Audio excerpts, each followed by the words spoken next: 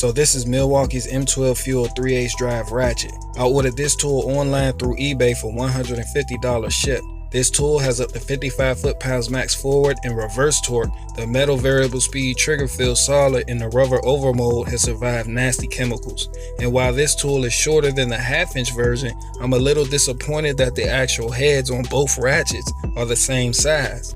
To complement my new tool, I ordered the 3/8 drive gray pneumatic socket set part number 1226M. It's a 26-piece metric set that contains 13 deep sockets from 7mm to 19mm and 13 shallow sockets from 7mm to 19mm without skipping any sizes.